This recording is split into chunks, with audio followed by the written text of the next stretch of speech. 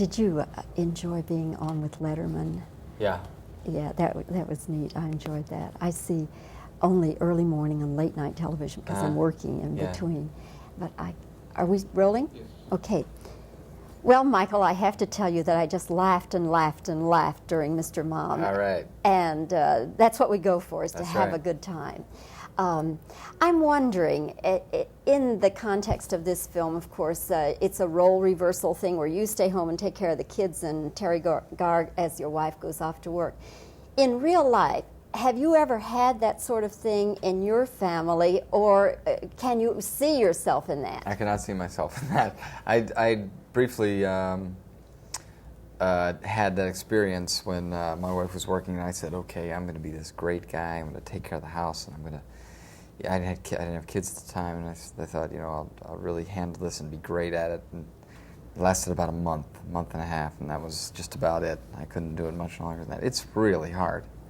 Were you anything like the guy in the movie? As klutzy as he?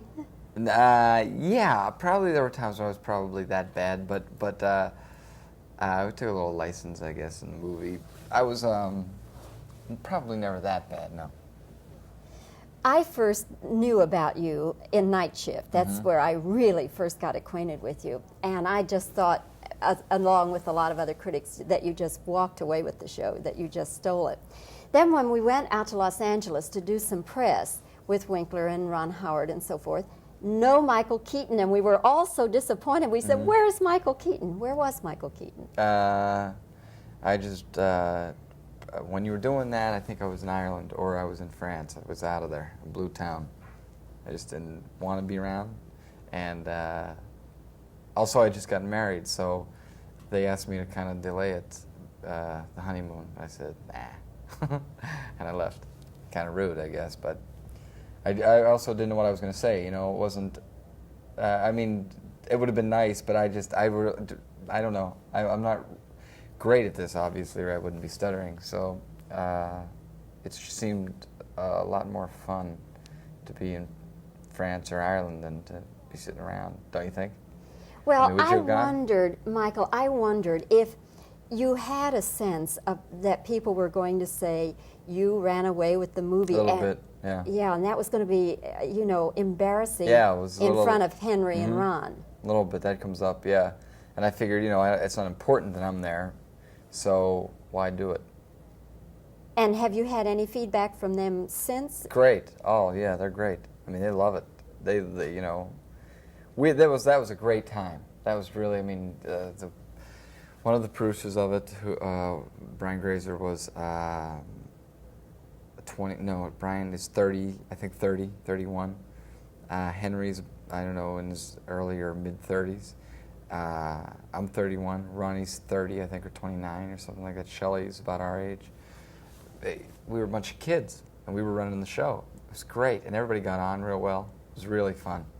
And everybody parted friends? Everybody parted friends. Oh yeah, we're still all still good friends. Henry works a lot, so I probably see Ron more than Henry, and Brian I see, and Shelley's working a lot because they're doing series, and that just takes a whole lot of time, But yeah, everybody's still pretty good friends. Do you miss stand-up comedy now that you're doing more films? Only lately. No, mostly not. But lately, I've been getting the urge just to get out again because I haven't been working in a while, and I'm kind of just want to go out and kick around a little bit, Michael, what is this act that you started with? Something about the chicken. What is that act? Yeah, I don't know. It was some stupid thing I probably thought was funny one night when I was drunk or something, and ended up not being too funny at all. I thought it was this great idea that was silly. I was kind of into props at that time, and it's dangerous when you're trying to be a comedian and you use props, because if you die, you got to spend all that time picking up your props and walking off the stage with sweat running down your face. So Louis was just this rubber chicken that used to dance, or so I thought.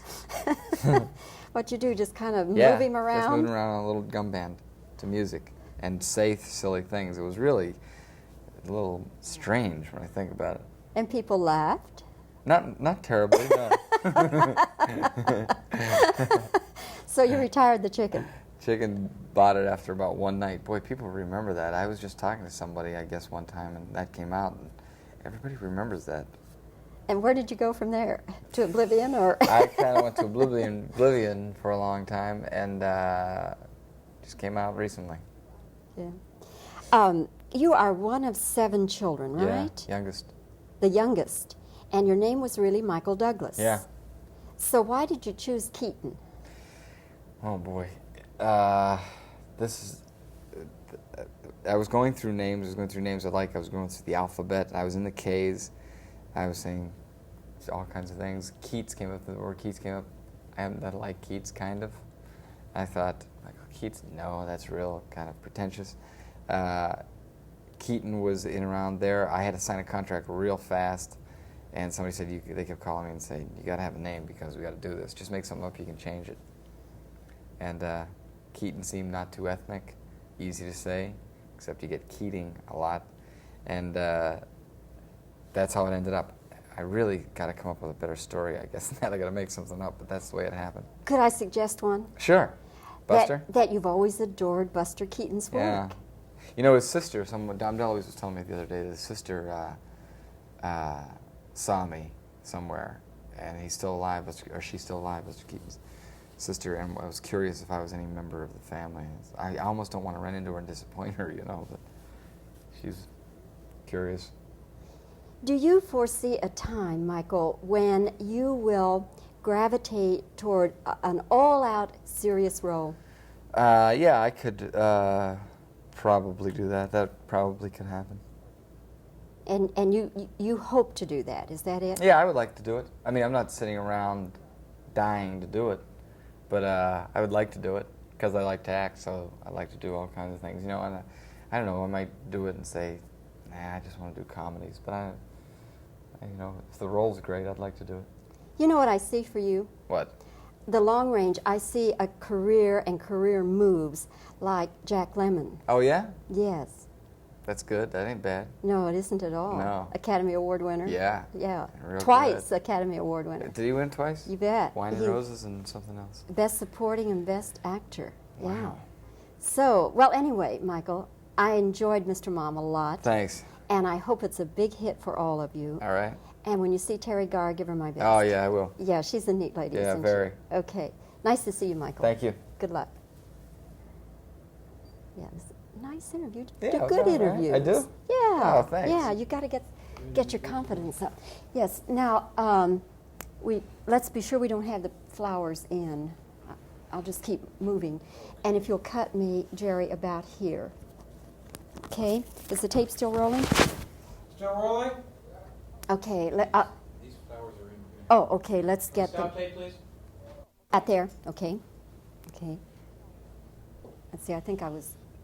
Maybe I guess I was. Yeah, I was like this. Okay.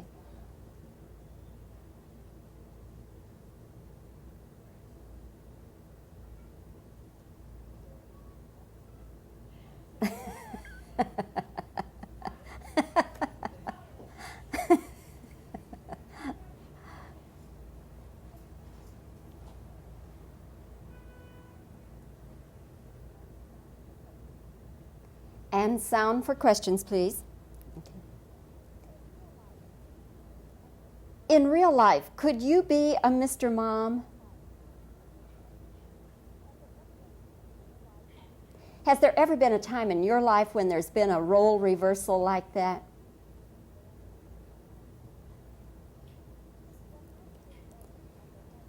When Night Shift opened and they had the press premiere and everything, we were all hoping Michael Keaton would be there, but he wasn't. Where were you? I've got to anchor this. Okay. Well, was it that you were a little bit embarrassed because you figured people were going to say you walked away with the show and that would be embarrassing in front of Ron and Henry Winkler?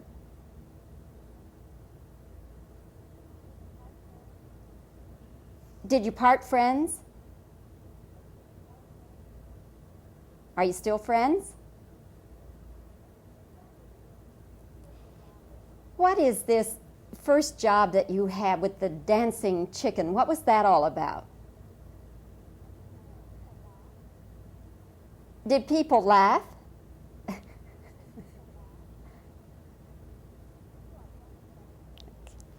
You are one of 7 children. Your name really was Michael Douglas. You changed it to Keaton. Why Keaton?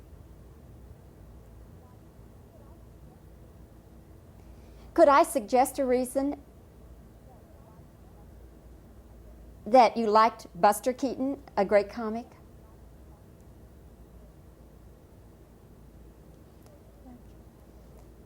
Do you foresee a time, Michael, when you will make an all-out serious movie?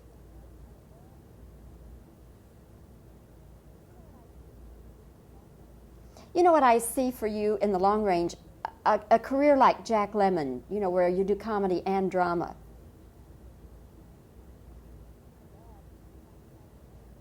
Not bad. 2-time Academy Award winner. Best Supporting and Best Actor.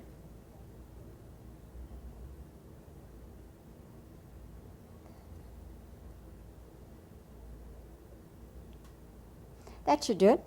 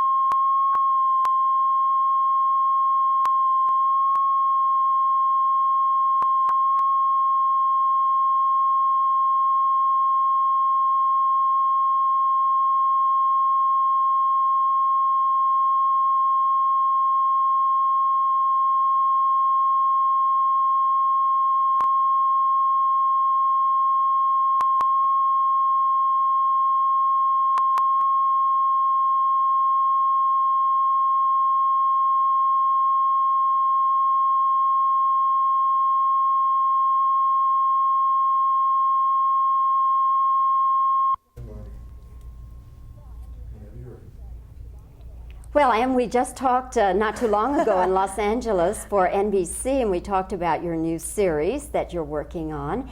And little did I know at the time that we'd be talking here in New York. Although, remember, in the interview, we did ask you about Mr. Mom in the NBC. And that's right, you did. Yes, NBC said to me, you're selling the movie on our time. Are you kidding? Wow, let's sell Jennifer Slept Here on their time. Okay. Right, so I told them and I'd pay them back. Now we're paying them back. Anyway, it is great to see you, and I thoroughly enjoyed you and Mr. Mom, but I was so amazed when I realized that you'd gone brunette for this role. It was amazing. Well, you want to hear a real good story? In Malibu, when I first you remember the big epic? Okay. In Malibu, they asked me to cut my hair 2 days into shooting, so it was too late to make a wig. So they cut it and they darkened it. And the next thing I knew, after I was through, Lynn Loring, the producer of the show, called up and wanted to see me for Mr. Mom. I said, oh my goodness, she knows me as a blonde. I got to go get a wig as a blonde. So I go and I get a wig as a blonde. I walk into the office, I sit down, and she says, Annie, how would you feel about changing your blonde hair to dark, short and dark, maybe dark auburn? Well, at that point, I just threw my hands up. I thought, this is really, this is outrageous. And I started to laugh because my hair was dark. Since then, I have not only done the dark hair, the dark auburn in Mr. Mom, but also flaming red hair, just as Lynn Loring's is, in fact, in a thing called Death Ride to Osaka, which is coming up too. But I still will be this in Jennifer Slept Here. And it will be my own hair. So is blonde what you are normally? Yeah, when I bleach it. Well, now, as a brunette, people are always saying, you know, if they go blonde, it makes them feel like a different person. Do you feel like a different person when you're brunette? It's an interesting thing. When you put different hair colors on, it brings out different facets of your personality. Not to say that it changes you thoroughly, because the basics are always there. But for instance, as a blonde, I guess the stereotype is that you feel a little perkier. You're you know, a little on all the time. Sexier, maybe? No, I wouldn't say, not for me. I don't feel that particularly. As a matter of fact, I find it hard to believe that a silly little Dutch boy haircut, whatever color, you know, could be that way. But apparently some people perceive it as being that way. All right. You know what, really? I think I'm a closet redhead. I really do believe that, because I love red hair. I've always had a fascination for red hair. And when I put this wig on for Death Ride to Osaka, down to the shoulders, all of a sudden I felt like a siren. I really felt like a siren. With the dark hair now, I felt more sophisticated. So was Mr. Mom a wig or not? That was a wig. That was a wig, okay. That was a wig. However, it was covering brown hair. I'm so confused. Anyway, it was covering brown hair, but it was dark auburn. And I couldn't do anything with the color, because if I did, my hair would fall out at that point. I mean, so much had been done to it by that point. But no, I think that every single color has its positive, you know, side. You feel something for every single one of them. And I've been every color, so I know that you have fun in every color. Which does your husband prefer? He likes the blonde. When he met me, I was going towards a blonde. I was a brownish, reddish kind of a blonde, and he was, he liked the blonde. He calls me his big blonde. You have kind of, or at least a part-time house husband, don't you? Yeah, I do. At one time, he was a Chicago police sergeant, and after we got together and he decided to go towards pursuing my career, he made our career by becoming my manager, my agent, my press agent, everything, until we came across professionals who could take care of that. And then, of course, he was relegated to being the man in charge of the house, because I was bringing home a paycheck, and number one, he does it better than I do, far better, and I didn't have the time. So he's fine. Relegated, I'm not saying even in the derogatory sense of any word. He, in fact, enjoyed doing it. And I think he deserves it. After so many years in a stressful position, in a stressful job, I think he deserves to be able to enjoy his home. And did he ever feel that his masculinity was being compromised? I don't think so. I think that traditionally speaking, it may have in one way or another, but it was only by way of how others may have perceived him, not by the way that he perceives himself. And there's a great big difference. Sometimes the outside affects you. You could be as totally solid in yourself and not feel affected or insecure, but the way people work on you or society might work on you on the outside, then that can make you insecure when you're a totally secure person. So I don't know that he may have at times felt that way. And if he has, he's certainly taken care of it very well. Well, you've been married quite a while, haven't you? Well, we're going on 7 years now. See? And they thought it wouldn't last. Well, I hope if you get the 7-year itch, it's a good one. Oh, I hope so. I hope it goes 70 more years, God willing. That's lovely to hear. And I always enjoy talking with you. Thank you so much. Same here. And congratulations on a really super performance of Mr. Mom. I enjoyed it a lot. Thank you. Okay. God bless. Thank you. Stop it.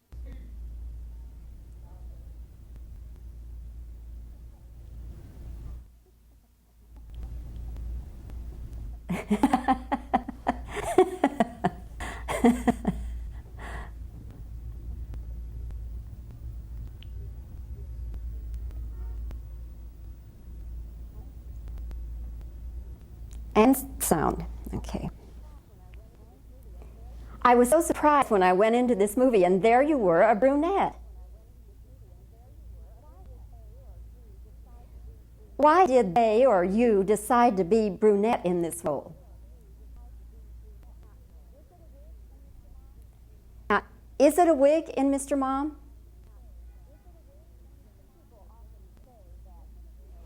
People often say that, you know, when you go blonde, your life changes or your personality changes. Do you find that to be true? Do you think that a person's personality does change with the change in the color of the hair? Which does your husband prefer? In a sense, you kind of have a part-time, at least, house husband, don't you? And do you think that he ever felt his masculinity was compromised?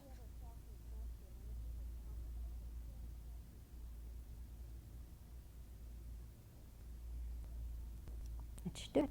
Thank you. Fantastic. Stop it.